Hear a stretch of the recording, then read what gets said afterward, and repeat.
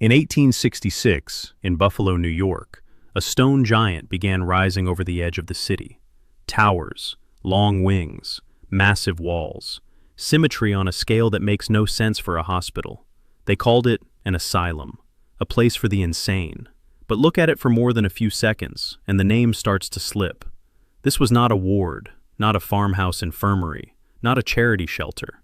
It looked like a palace, or a fortress, or the remains of something older that had been given a new label. And that is where the problem begins.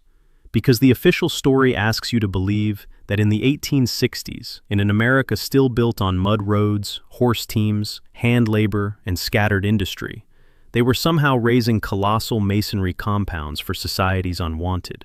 Acres of stone, endless brick, iron, glass, carved detail, ventilation systems, service corridors, entire self-contained worlds. For lunatics?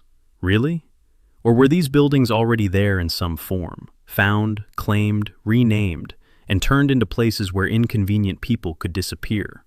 I started looking at the buildings because the buildings were the part that would not behave. The dates did not behave, the scale did not behave, the proportions did not behave, and the construction stories behaved least of all. You were told these things were built quickly, in the middle decades of the 19th century, by a society still moving material with horses, wagons, pulleys, and manpower. Fine. Then do the math. How many bricks? How much cut stone? How many kiln loads? How many carts? How many quarry crews? How many masons? How many years of hauling, setting, lifting, fitting, and finishing would it take to produce one of these complexes from open ground? And where is the evidence of that process at the scale we are asked to accept? What survives, again and again, are photographs of facades, buildings already standing, buildings already named, buildings already absorbed into the official record. What you do not see with the same abundance is the impossible middle, the raw earth, the foundations, the material mountains, the true birth of these giants, which leaves a possibility the textbooks never entertain. Not that they were designed from nothing, but that they were inherited, repurposed, given a medical language after the fact. And once I saw that pattern, I stopped looking at them as hospitals. I started looking at them as confiscated architecture. That is where Thomas Story Kirkbride enters the story, and not in the way most histories present him. In the official version, Kirkbride was the great reformer, the doctor with a plan, the man whose 1854 book supposedly taught America how to build hospitals for the insane. But read that more carefully, and another interpretation opens up. What if he was not describing how to create these monumental structures from scratch, but how to use them, how to classify bodies inside them, how to separate patients by sex, severity, noise, obedience, how to turn vast, already imposing architecture into a system of orderly removal? Because that is what his principles really do. They read less like a miracle of design and more like an operating manual for confinement. And the timing matters. Between 1854 and 1929, roughly 250,000 children were shipped west on what became known as the orphan trains. Not all of them were orphans. Many were poor, many were displaced. Many were stripped of names, origins, and family continuity. 250,000 children removed from their past. Which raises the question no schoolbook wants to linger on. If the children were on the trains, where were the parents? Dead? Missing? Institutionalized? Buried inside the exploding asylum system of the same era, behind stone walls the public was taught to call humane. That is the real question. Not why they built palaces for madmen, but who they needed to lock away inside buildings too grand, too old, and too expensive to make sense as mere hospitals. The official story calls it reform. That word is too clean. Look at the 1850s another way, and a different pattern appears. America was being reordered at every level. Rail lines spreading, cities swelling, populations shifting, old districts erased. And in the middle of that churn, across state after state, these giant isolation palaces appear, as if copied from a blueprint that already existed. Not frontier buildings, not vernacular America, something older. Long stone wings, central towers, domes, formal symmetry, classical discipline dropped onto landscapes that were supposedly still half rural and unfinished. And the math refuses to behave. In a country of wooden towns, dirt roads, and fire-prone streets, where did the money, labor, stone, brick, and coordination come from to scatter these monsters across the map? Then the timing sharpens. In 1854, Kirkbride published his manual. In that same year, the first orphan train left New York. One system removed children. The other may have removed the adults who remembered who those children were. Take Buffalo, not the legend, the building. In 1870, work began on what became the Buffalo State Asylum for the Insane. Officially, it was designed by H. Richardson. Officially, it rose over the next decade and began receiving patients in 1880. That is the story, stone by stone, brick by brick, a triumph of 19th century planning. But stop and look at it. Twin towers, massive central block, endless wings, heavy sandstone, millions of bricks, ventilation, heating, drainage, service corridors, stair halls, foundations deep enough to carry a structure of terrifying weight.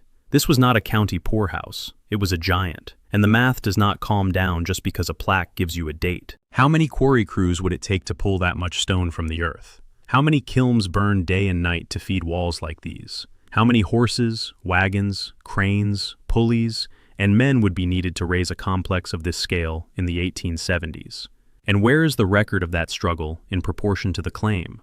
Not engravings, not finished photos, the real process, the dugout ground, the mountains of material, the raw beginning. That is what keeps returning. We are shown the completed facade as if completion were proof.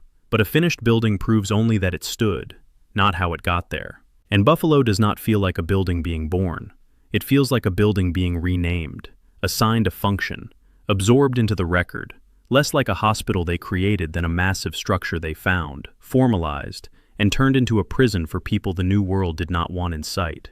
Buffalo was not alone. That is the problem. Take another giant, the Trans-Allegheny Lunatic Asylum in Weston, Virginia, later West Virginia. Construction began in 1858.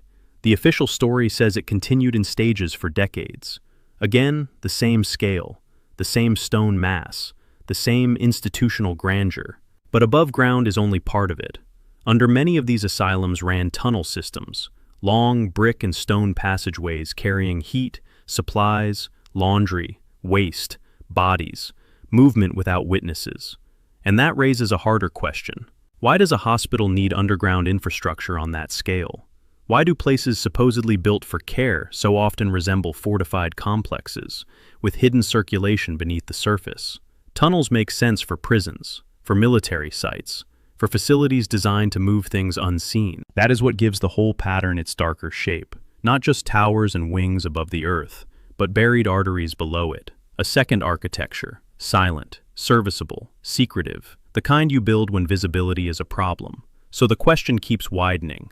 Were these really hospitals that borrowed the language of control, or control systems that borrowed the language of healing?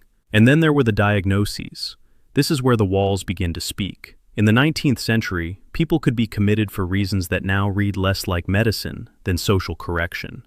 Religious excitement, political excitement, moral insanity, melancholia, nervousness, domestic trouble. Novel reading appears in later asylum lists. So does grief. So does overstudy. The language was elastic, dangerously elastic, wide enough to swallow anyone who did not fit the new order cleanly. That is the part buried beneath the humanitarian mask. Once a society gives itself the power to define reason, it also gives itself the power to disappear dissent. A woman who resisted, a veteran who would not quiet down, a man obsessed with what used to stand where nothing now stood, a parent deemed unstable, unproductive, inconvenient. Call it illness, and the lock turns without scandal. So maybe the real divide was never sane versus insane. Maybe it was compliant versus unassimilated, useful versus troublesome. Those who adapted to the new world, and those who kept talking about the old one. And if 250,000 children were stripped of names and sent west on orphan trains, the question sharpens into something uglier. Where were the adults who remembered them first? Some were dead, some were poor, and some, perhaps, were already behind those walls, carrying memories the new America had no use for. By now, the pattern is hard to unsee. The scale is wrong, the timing is wrong, the architecture is wrong. Towers, domes, endless wings, oversized windows, vast boiler rooms, service tunnels, chimneys too large for ordinary heating, masonry too expensive for a nation still pretending to be young and rough. These buildings do not look like hospitals. They look like machines, or terminals, or generators whose original purpose has been covered over by medical language. That may be the darkest possibility of all. Not that the asylums were simply cruel, but that they were repurposed, seized, given a new function inside a new story. Healing on paper, confinement in practice, erasure at scale. And once you see architecture as a weapon, everything changes. The beauty was not kindness. The grandeur was not mercy. It was legitimacy, a way to make imprisonment look civilized, and to bury the old world inside walls too monumental for anyone to question. Picture one of them, not a patient, a parent, a man or woman in their 40s, locked inside one of these stone giants, while the 1850s and 1860s remake the country outside. Rail lines spreading, records rewritten, children loaded onto trains and sent west under new names. And beyond the window, a newer America rising fast, wooden, temporary, forgetful, smaller than the world that came before it. Maybe they were called unstable, maybe unfit, maybe disturbed. Maybe they simply would not stop saying that the buildings were older than they were told, that the maps had changed, that something enormous had been taken and relabeled. That is all it would take. A signature, a diagnosis, a locked door. And somewhere far away, a child grows up on an orphan train route with no past, while the person who could have told it is sealed inside an antique palace turned asylum, watching history close over them like stone. So the question was never why they built palaces for the insane. The question is whose palaces these were before the labels changed. Because if the official history were enough, the buildings would sit quietly. But they do not. The stone resists, the scale resists, the tunnels resist, the impossible math resists, and the human trail resists most of all. 250,000 children stripped from their past, while across the same decades, a continent filled with monumental institutions designed to remove adults from sight. Maybe that is what these places really were in the new America. Not hospitals, not from the beginning, but burial chambers for memory, machines for separation, places where the last people who remembered another world could be classified, locked away, and made unbelievable. And if that is true, then the darkest thing buried in their basements was never madness, it was witness.